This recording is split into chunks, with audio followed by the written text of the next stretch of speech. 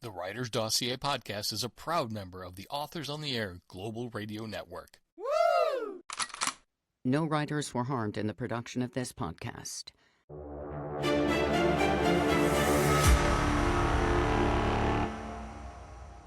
Hey, everybody. Welcome back to the Writer's Dossier podcast. I'm Jeff Circa, your host, and today I have a fellow brother, law enforcement dude, Patrick O'Donnell, Sarge. Sarge is on the show from the Cops and Writers podcast. He's a writer in his own right. Sarge, Patrick, I don't know what to call you because you are the Sarge, but welcome to the Writer's Dossier. Well, thank you so much, Jeff. I appreciate that. Yeah, you betcha, man. I wore my best hoodie for the occasion. People who are watching on YouTube, allegedly. This is one of my favorites. So, I mean, allegedly. Come on. So tell me, how many times have you been driving the patrol car and someone in the back smarting off and they said something like, "Hey, I know the law." Have you ever had that happen? Well, a lot of times it's like, I know my rights, and I'm like, well, I know my lefts too. I've got a right, I've got a left. You know, I would always come back with that. And it's like, okay. Then it's like, well, then if you know the law so well and you know your rights so well, you know why you're in handcuffs in the back of my squad car right now, right? And then, But usually when they're mouthing off like that, they're under the influence of many things. I mean, clear, logic just doesn't enter the equation. Yeah, I get it. They're having one of their worst days, probably. Correct. You know, it's tough to, not have some kind of compassion for what's going on there. But every once in a while, I don't want to say that I ever did this, but I heard that sometimes it was fun to talk to someone in the back and it's like, "What did you say?" And you lean back a little bit. What did you say? And then they lean forward and they say, "I know the law." And then I heard that some people tap their brakes really hard right there, just right then. I don't know. Well, people talk. That's a different department in another time. Exactly. And the statute of limitations is over, I'm sure. But, it's amazing to me how people would talk themselves into handcuffs and into going to jail. I mean, with the law thing that pops out in my head, I was a cop. And part of my district was University of Wisconsin-Milwaukee. We didn't go there very often. They had their own police department, but there was a lot of student housing in the fringe. And we get a call for, is a 911 hang up. Well, we got to go. And it was a female and she sounded like she was in distress. So here come the cops. It's my assignment. Knock on the front door. And it's kind of a rundown house and it had a crow's nest on top. And that's where she called from. It was more or less an illegal, it's not up to fire code, apartment. Yep, there where she would have to go through the lower to get to her apartment. There was no outside egress. So it's like, okay. So they're having a big old party, down below. And, I knock on the door and the kid's got the door just like open a little bit. There's the screen door. He says, "You need a warrant to come in here." And I said, "No, not really. Not under these circumstances." And I said, "You know what? Tell you what, I'll give you a minute, hide all the pot. The underagers can run in the bedroom, whatever. I don't give two shits. Just, I need to go upstairs and make sure this lady who called 911 and sounded like she needed us is okay. Once I'm convinced of that, I'll leave the story. I'm not interested in your little party and your little dope smoking friends and whatever, your underage drinkers. That's not the Milwaukee Police Department right now. There's people getting shot on the other side of the district that I know I'm going to have to go to later on. So I'm not going to get tied up with some silliness with you." So he's like, no. So I open the screen door and I have my finger out and I'm like, "Sir," I mean, this is a kid. He's like 19, 20 years old. He goes to bite my finger. And I'm like, I've never had that happen to me before. So I grabbed his lapel and I literally threw him off his porch, click, click, off to jail you go. We go inside, there's kids scurrying everywhere. We go upstairs. The girl was drunk. She's fine. All right. And I'm like, "Well, you get to go to jail today." So he's like, "Well, I know the law." And I'm like, "No." But the coup de grace of the whole thing was, he's crying like a little girl in the back of my squad car. I'm like, whatever. And now he's in real jail. It's a temporary holding facility. It's at a district station, but it's really icky. It's in the middle of the hood. It's gross and it smells and, yada, yada, yada. So his brother comes and I'm like, "Hey, O'Donnell, you got a visitor at the front desk." And I'm like, "I never have visitors." I'm like, "All right." So I'm done booking this kid in And he's crying like a little baby. He's in the cell just crying up a storm. And I'm like, whatever. So I go to the front counter, and here's this kid that's a little bit older. Hey, I'm, Jeff Circle's brother. I'm a lawyer. I'm going to represent him. I said, he's getting a ticket. It's like a stop sign ticket or a speeding ticket. I said, it's disorderly conduct. I don't have time for this. And he's like, well, and at the same time, he's got a camcorder. He says, I'm recording all this. This is, in the 90s, he's got this big honking camcorder, and he sets it on the counter. And he said, this is evidence. Yeah. And I'm like, okay. And he said, well, blah, blah, blah. I'm like, are you really an attorney? And he said, well, I'm going to law school. I'm pre-law. Actually, I'm not in law school at Marquette, blah, blah, blah. And I'm like, that's what I thought. I said, you can pick him up at 8:00 this morning. This was like at 2:00 in the morning. And he says, 8:00. I said, you just talked him into staying till 8. I said, I was going to release him in like a half hour, but because of you, he gets to sit back there with all the rest of the convicts. He can tell stories to you later on. If you want to wait in the lobby, that's cool. Or just come on back. I don't care. But because of you, and I'm going to let him know, because of you're the one that's causing this. And, so be careful what you wish for and what you say. Sarge, you never can tell. Sometimes it's all it takes is an experience like that to totally get someone on the straight and narrow. So hopefully that person is doing great things out there for some nonprofit today, because he learned I his lesson hope as a so.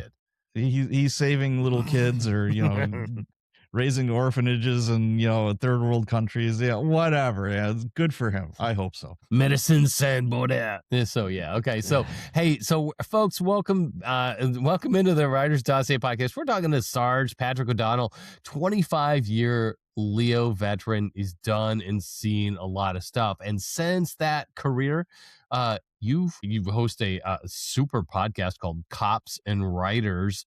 There are a lot of cops and writers who listen to the Writer's Dossier. I'm thinking of Adam Pleniga out there, Donnie J. We got some folks who are still on the job, also writing books. Adam Pleniga, by the way, was just nominated for an Edgar Award for Hardtown. Congratulations for that.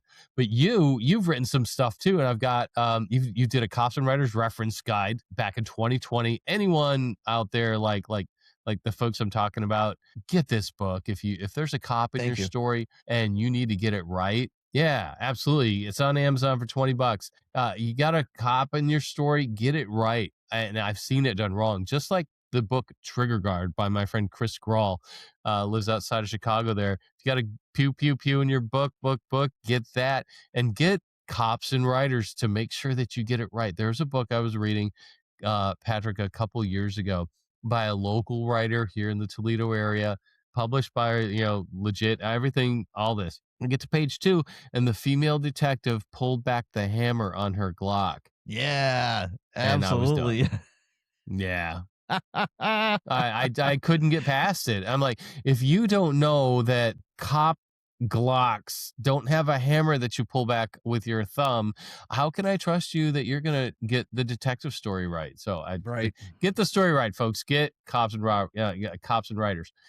The podcast Cops and Writers. You have some real legit guests on your show. Talk about some serious topics. I mean, you cover a lot of things. You have a lot of fun, but tell us about some of the folks you've had on your. I mean, you did a Maduro episode recently. You've talked to some DEA people. Tell us about one of your highlights hosting your podcast, and give my audience a little bit of an idea about the kind of people that you have on there that make Cops and Writers worth bookmarking and listening to on Spotify, Apple, or wherever you get your podcasts. It started out as just me going on a bunch of different podcasts to promote the Cops and Writers books, the reference guides. So I thought to myself, well, I was a DJ back in college for a very short amount of time, and my brother was a DJ. I helped him out. I'm not scared to be behind the mic or, in front of a camera or whatever. And I'm like, yeah, I should just start my own podcast. So I did. And it started with just writers that I knew, either writing crime fiction or, somebody that was in law enforcement, is retired or whatever, and they're writing books about it. Then it grew into, now I'm interviewing Jack Carr, and I'm like, how the heck did this happen? I gotta say, he's probably one of the nicest guys I've ever met. And I did finally get a chance to meet him in person. And, you know, it was Oh, so cool. funny because we're going around and around and around. This guy is, you know, he's a retired Navy SEAL sniper. He is a New York Times, you know, best-selling author. He's got one series on Amazon Prime. He was working on a second. I think that has come out. And It's coming out. Yeah, they wrapped up shooting in September, and it's coming yeah, out any day now. It's going to be yeah, fantastic. I think he was shooting in Romania. So I mean, this guy is literally all over the globe, and he's got so much stuff. And he's got Yeah. his podcast, you know, and it's just he has, you know, like that's on the very very top tier. That's like Joe Rogan territory up there, you know, and and he's like I said, he is just the pinnacle of success, and he's the most down to earth guy I've ever like talked to. And at first, I was like really nervous. I'm like, oh boy, I'm talking to Jack Carr. Oh, you know, once you get past that and you're like, okay, this is cool. You know, I can talk to just about anybody now. And I've had a former KGB spy. He was the Akbarsky is his name. He was the creative person for The Americans, the series that it's on Amazon Prime right now, I believe, or Netflix. Yes. Yeah, it was his life story. Fantastic. Yes. That was loosely based on his life story. He was a KGB agent. He got into the United States, you know, nefariously, and he had his own identity, a wife and kids that had no idea he was a KGB agent. He worked for like an insurance company in Philadelphia or something like that. And he had a wife and kids in Moscow. And you know, and none of them knew Absolutely. that he was life this is big difficult. in Moscow. exactly.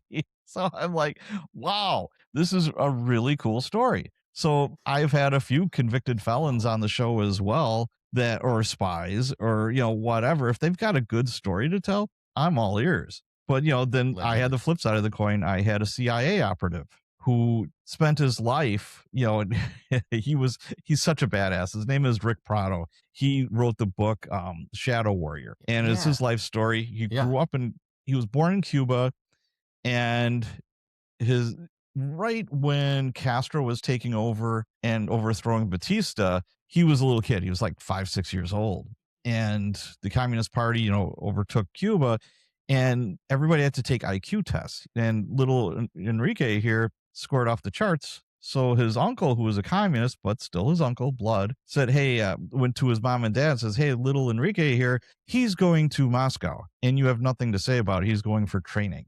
Because he has such a high IQ, and you're not coming with. You're like 5 or 6 year old, their only child. So they sent him on a plane to Pueblo, Colorado by himself to an orphanage to get him away from communism. That's how he started his life. Wow. I mean, he reunited with his parents in Miami. He became an Air Force PJ, which is super badass. And, you know, obviously he had the linguistics. So here he is in Central America working for the CIA as a contractor. And then after he's doing all this crazy stuff, then he gets hired by them. And he went way up the food chain. But that's just a couple of examples. And like we did a special on Maduro, that whole Venezuelan thing. And I had, you know, Steve Murphy from DEA Narcos, Chris Feistel from DEA Narcos. You know, you got guys that took down the Cali cartel, Pablo Escobar.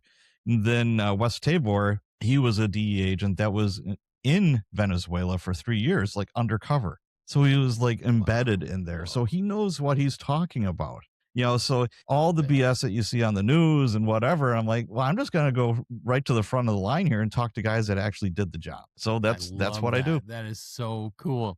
That's fantastic. And you do know some people, and you have learned some things. And on top of the podcast and everything else you're doing, I want to talk real quick about The Good Caller, the excellent. fiction story you wrote, the Michael Quinn vigilante justice thriller. I mean, who doesn't want a little vigilante justice in their entertainment profile? Because we've all had those feelings every once in a while when someone says the wrong thing or does the wrong thing. And if you're pushed into a situation, if you're pushed into a situation that most people never will be pushed into in their lifetime, which is a good thing, you don't know how you're going to react until it happens. That's right. You can talk all day long what sounds good, but when the rubber meets the road, you have to do the right thing. So tell us about Michael Quinn real quick and The Good Caller. The best way I could came out last year. Yes, it just turned a year old. It just turned a year old. So what happened was it literally came to me in a dream. I'm a huge Dexter fan. I've watched all the different iterations of Dexter. Yes. I like Dexter. Nice. He's the really nice Yes. guy, the serologist for the Miami PD, who nobody would ever suspect that he's a serial killer. He rights all the wrongs. I mean, he just doesn't go out and indiscriminately kill people. These are people who slip through the cracks of the criminal justice system. They're bad people. Yeah. So it's the likable antagonist. Yeah. I mean, exactly. Your heart. He's doing the right thing. He's the likable serial killer. If there is such a thing, that's what Dexter is. So I literally had a dream one night, and it's like, well, what if Dexter was the police chaplain? And I'm like, nobody ever would suspect the police chaplain is a serial killer righting all the wrongs. He can go in and out of crime scenes without question. He has access to all of the computers. He can go wherever he wants in that police department, and everybody loves him.